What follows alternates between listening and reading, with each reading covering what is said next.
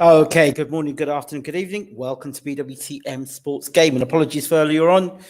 Um, I had to change the internet over. I've got two different internet connections and I got started and then I got a telephone call and that telephone call went on for ages, but I'm here now. So, Josh Taylor versus Jack Catterall. First of all, before I continue, my thoughts are with the Ukraine at the moment. Alexander Usyk, unified champion of the world heavyweight, is now in his return to the Ukraine to help fight in the war against Russia.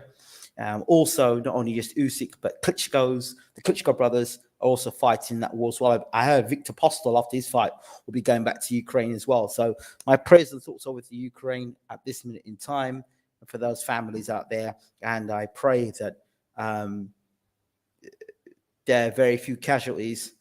And if it's the case for Russia to get in and attack their military bases without anyone getting hurt, as they do that and get out, then fine. If that's what they're doing, let them do that. But let's make sure nobody gets hurt in the process.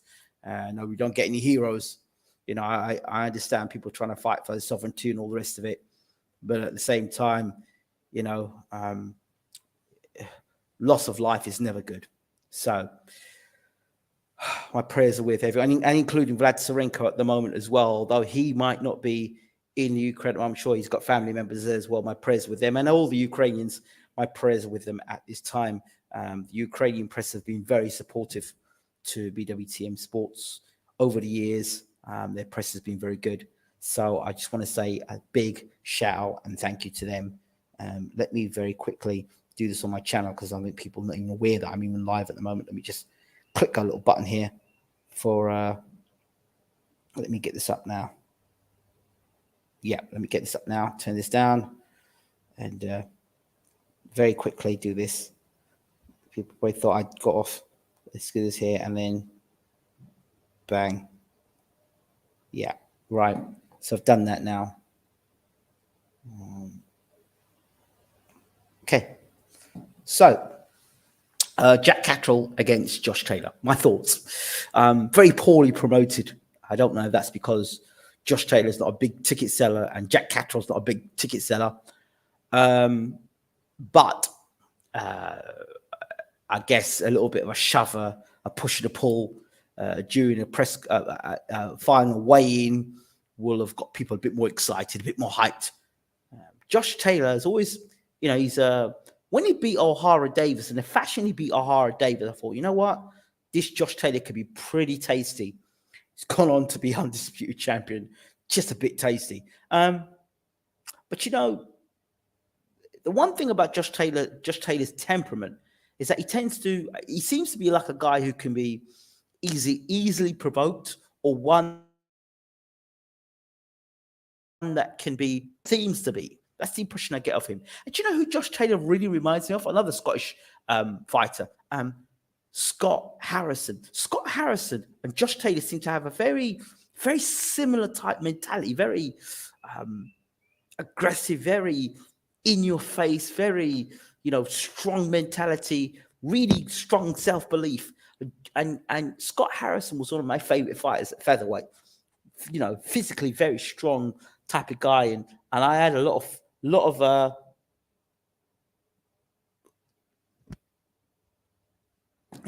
respect for Josh Taylor. Scott Harrison, Josh Taylor. Yeah, a lot of respect for the way he got beat by Manuel Medina, came back and beat Manuel Medina as well, was very, very impressive. So Scott Harrison, yeah, I could see a lot of Scott Harrison in Josh Taylor. You know, mentally he's very strong, very, very strong. I think that's what's made him the champion that he is today, because he believes himself so much. You know, you even listen to him in when he's sitting down and the gloves are off, and you can actually see Josh Taylor trying to break Jack Catterall down mentally and saying to him, "How are you going to beat me? You're not a better boxer than me. You're not a better slugger than me. You can't fight better inside of me. And if you are, you're going to have to come and show me that you're better than me, because you're not. How exactly are you going to beat me?" So he's already playing the whole mind games. These gloves are off for me are very interesting. You can tell a lot about how Josh Taylor almost was trying to bully and intimidate Catterall and reminding him, so how are you going to beat me? How are you going to beat me? You think because I got arrested, I had to rest myself up because I was injured, I was avoiding you? Look at the guys I fought in my career. Why would I avoid you? Why would I duck you? And these are the sort of things that Josh Taylor is reminding Catterall. You've never fought at this level. Even had the gall to look at Jack Catterall and tell him, you're not even sparring world-class fighters. I know you're not sparring world-class fighters. So when he's saying all these things, he's basically systematically breaking Jack Catterall down. If you look at Jack Catterall now in reverse, he's like looking at him, he's looking in the eyes, keeping eye contact with Josh Taylor. And he didn't crack.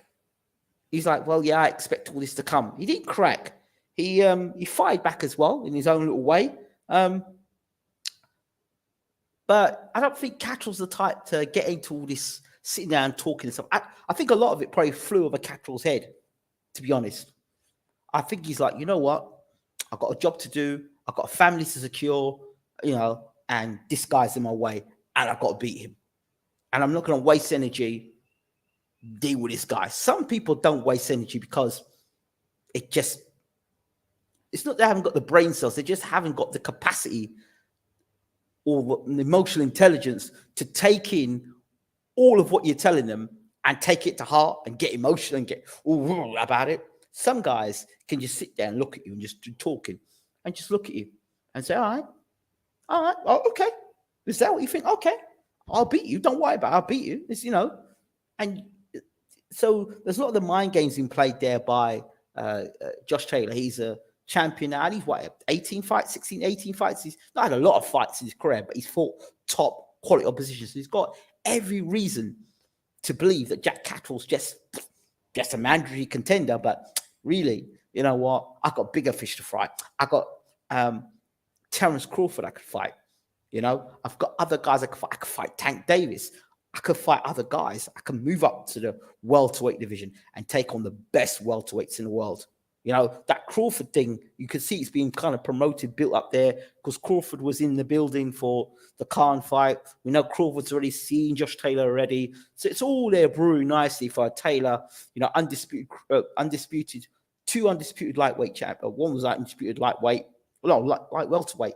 Wait. Crawford was lightweight. Was he lightweight or light welterweight? I can't remember which one it was. I'm sure it was. I can't remember. But one of them's. Wait. I think was Crawford undisputed lightweight. I can't remember that. Or light super welterweight. No, but I don't know. But he was undisputed champion. So to see those two fight, both undisputed champions fight, will make a mega fight. And that's the fight I can see happening next for Josh Taylor. So I don't quite know where Crawford's going to go. So if he signs, he could possibly fight Josh Taylor. I can see that fight in the future. The danger for this fight for me, you've got a little added twist to it. You've got Ben Davison in the corner of Josh Taylor. And you've got Jamie Moore, the other English trainer, in the corner. And, Davison said a few things about English trainers being lazy and all the rest of it. And Jamie Moore's an up-and-coming trainer as well. It's not just Ben Davison. So I'm sure Jamie Moore would like to show something on the night through his fight to Jack Catterall. So I think that's going to be very interesting to see how those two guys go about things tactically, how they go about things. Ben Davison will look at Catterall and he will talk and he will emphasize to Josh Taylor, he is, the better fighter, the more skilled fighter, I fought at a much higher level, Catterall's a small horse show fighter. He'll tell him, the only thing that Catterall can do is catch you early.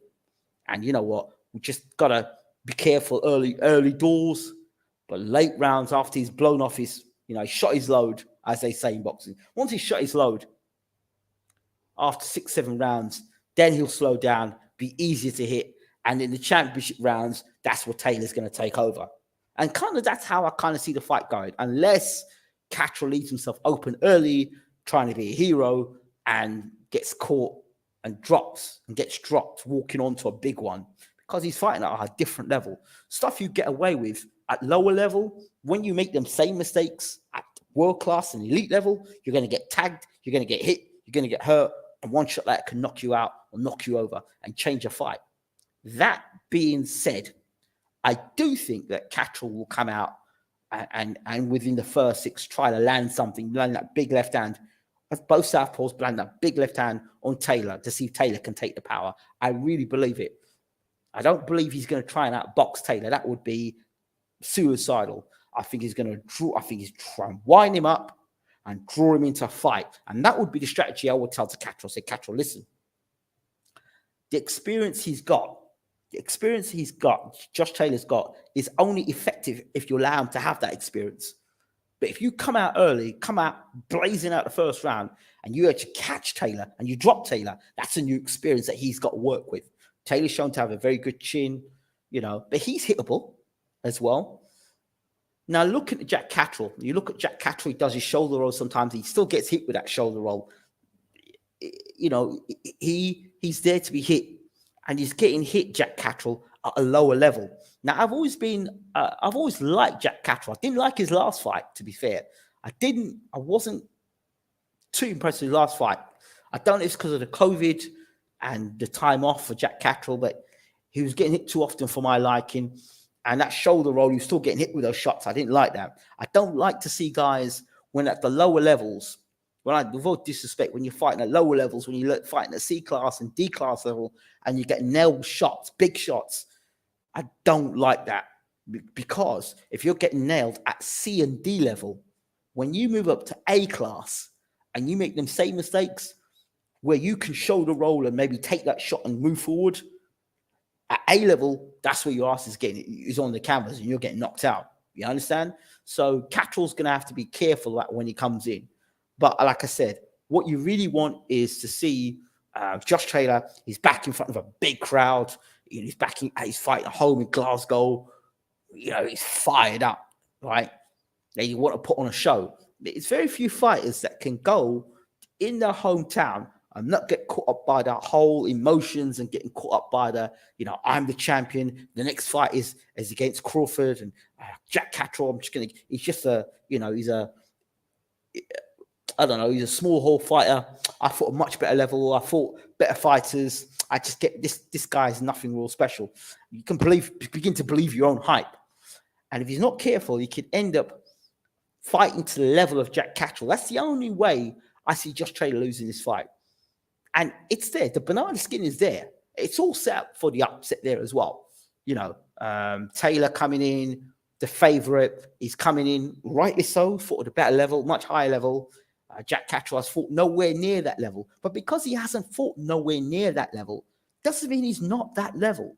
That's a danger. Is every fighter, even Josh Taylor himself, once fought at a level where people were, he's not fought anybody. Every fighter goes through that. He's not fought anybody. He's not done the 12 rounds. He's not done the 10 rounds. He's not been hit on the chin. He's not fought a puncher, or he's not fought a guy who's got fast hands.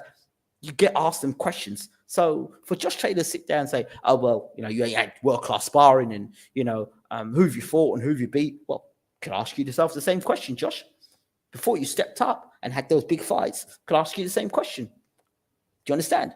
So when people say, well, who's he fought and who's he beat? Could have said that about Crawford. Could have said that about Muhammad Ali. Could have said that about Mike Tyson, until they had to step up. Some people make huge step ups, right? So it's just a matter of, and I think Taylor never won the Olympics. He won the, if I'm correct, the World Championships, and he won the World Championships, or he got a silver in the, it's not all nations, 6 nations or something like that. So that's what I remember of Josh Taylor. So yeah, I think who comes from Chorley as well, wasn't it? The guy that fought Michael Jennings came from Chorley as well. Same neck of the woods as kind of like as Catterall. He's a softly spoken, and a good fighter. Michael Jennings was. He just came up against Miguel Cotto, who was absolutely flying at the time. So yeah, salute, Waltz. How do you see Beterbiev Smith going? I love Joe Smith. I think he's a fighter that's getting better and better. I like Joe Smith. And I think if you can take Beterbiev shots and push him back, if Smith can avoid getting hit with them big shots by Beterbiev and push him back, I don't think Beterbiev's got the greatest chin in the world, and I don't think he's got any defense being pushed back. I've been saying this over and over again, but you've got to push him back. The weight cut has ruined Taylor by the looks of him. Well, we'll know tomorrow night. I mean, you can stick a cheeky tenner, stick a tenner on Catterall to maybe try and close the show early. I don't know. These fights, you just don't know. You don't know how. Somebody told me a long time ago, you don't know how good an unbeaten fighter is until they're beaten. And it's true. You don't know how good an unbeaten fighter is. Otto Wallin, before he fought Tyson Fury, like, Otto Wallin? Who's Otto Wallin? Now, after his performance against Tyson Fury, it was like, now, Otto Wallin's one of the best heavyweights in the world. So he gets all this praise, even though he got his ass beat by Fury.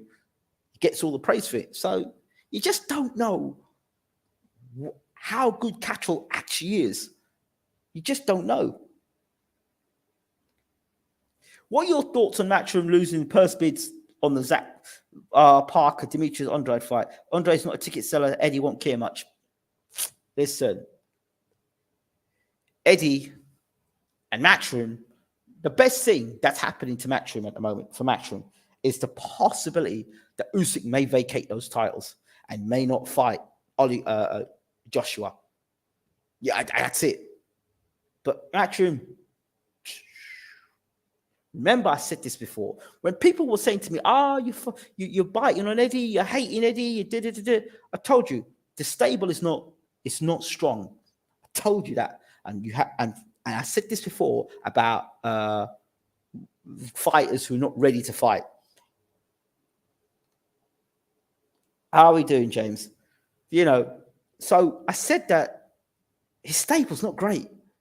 He has a motor mouth and will say anything to get the public in. But his stable has never been the greatest stable. And then the matchmaking was, in the past, have been absolutely diabolical. He could have had 4 or 5 pay-per-view stars now, to be honest. If you think about the car crash type of matchmaking he's made, he's left his matchmaker to deal with. And a lot of fighters have been absolutely derailed and destroyed through poor matchmaking and just suicidal. Like, I need to know how good they are. Yeah, I need to know how good they are. So you step them up gradually and just throw him in against killers and expect them to, swim or sink. And 98% of his fighters sank. So, and he never wins purse bids. He doesn't often win purse bids. And now he's not with Sky.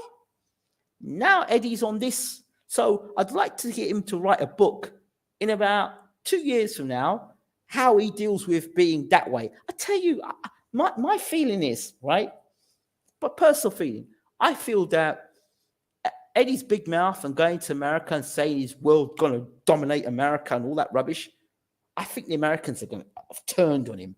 And I think they're going to turn on him and they make things very difficult for him moving forward. Really difficult for him moving forward. You know what I mean? All the big promoters are going to, I don't know if they'll gang up on him, but I do believe that they will turn their backs on him. They don't. I knew that from obviously being very closely associated with America for many years of my life. There's a way that there's certain characteristics about the English mentality that they can't stand. And then when Eddie went over there running up his mouth, talking about who's Deontay Wilder and run up his mouth saying, domination, we're going to dominate it. I mean, hold on a second. Who the hell is this guy? Al Heyman, Lou DiBella, all the big names. And who the hell's this guy from England? Thinks he can just come over and do. That's going to happen. So I don't know how Eddie gets himself out of that. But I won't call him blacklisted, but he's not far from it. So everyone, these people are getting business done and moving Eddie to the side and making business happen. You notice. That you see that this happening. All these promoters are lining themselves up. So you'll see how good a promoter he is now. Can you see the backers of the zone getting fed up of throwing good money after bad and pull the plug? Where would that leave Eddie? Don't care, to be honest. I really don't care. Really don't care.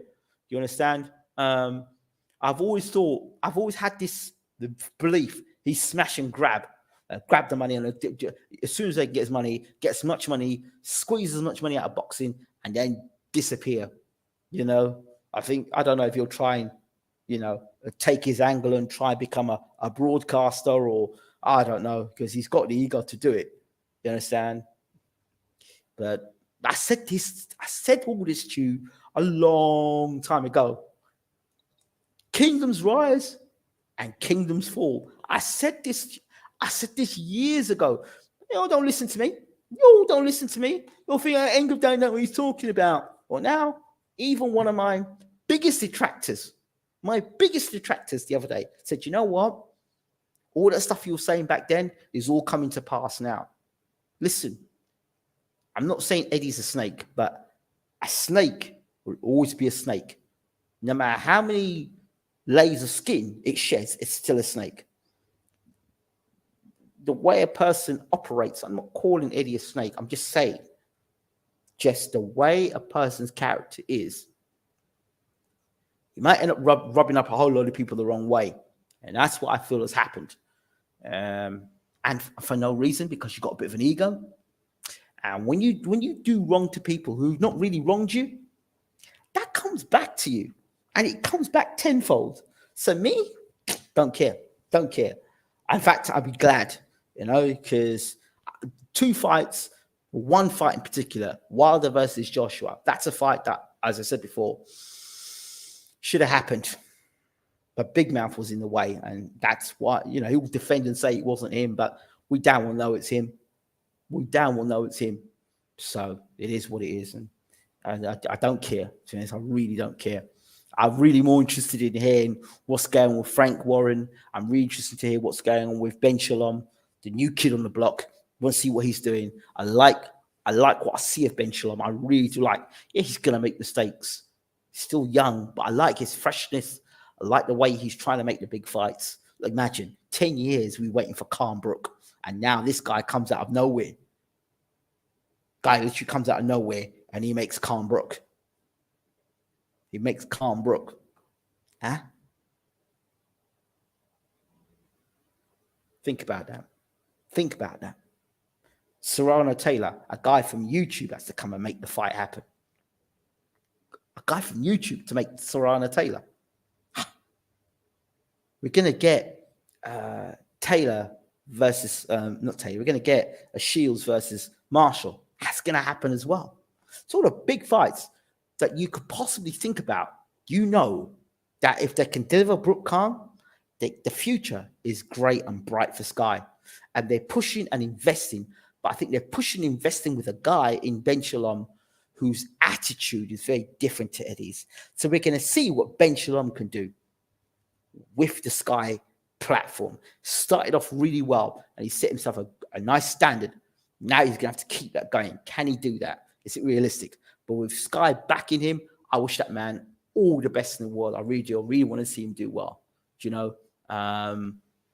I'd like to see him and Frank do some good business together. I really would. I'd like to see other people doing well. I like to see other people doing well and progressing. So shout out to Ben Shalom. I keep saying that. I told you from day one, I like that way that guy is. I never met him personally, but he's a guy that he seems a reasonable guy. He seems a guy that's not going to let his ego get in the way of making a fight happen. You understand? He's not, his personality is not going to get in the way of making a big fight. That's it. So yeah. Any other thoughts to come through there? Here we go. I didn't see that. Hey, what are your thoughts on Canelo signing a 2-fight deal to fight Bivol Man, Golovkin in September and DAZN? Good business for DAZN, I guess.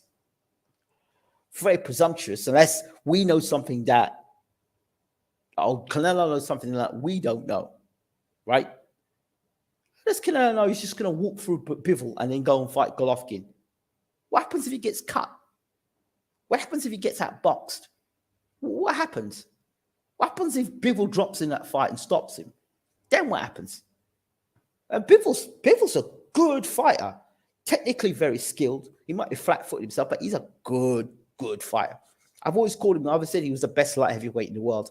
Now he's got to prove it, but I think Bivol's a good fighter. I remember having him live on the channel, and him and his team were on the channel. I did an interview with him. I think he was defending his world title he's either fighting for a world title, or he's defending his world title for the first time. We had Bivol on this channel live for our BWTM viewers.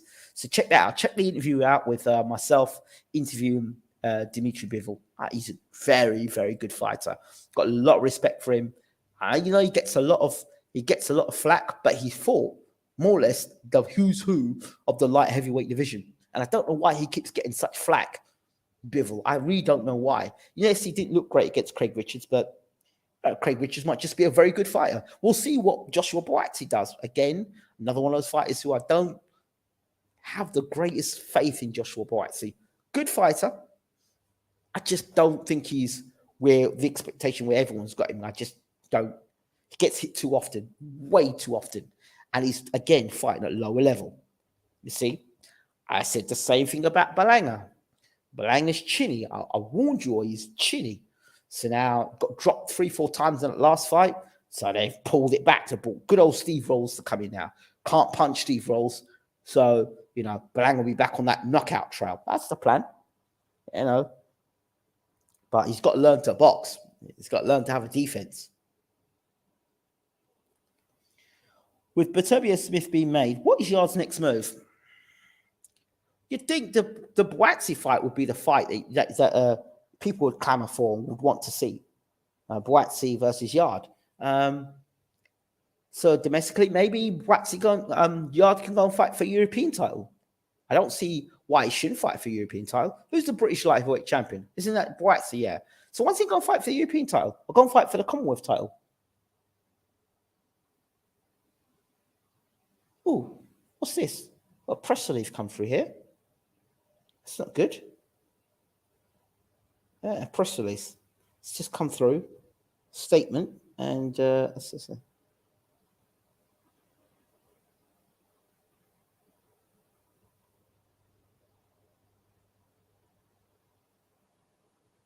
Something about earpiece.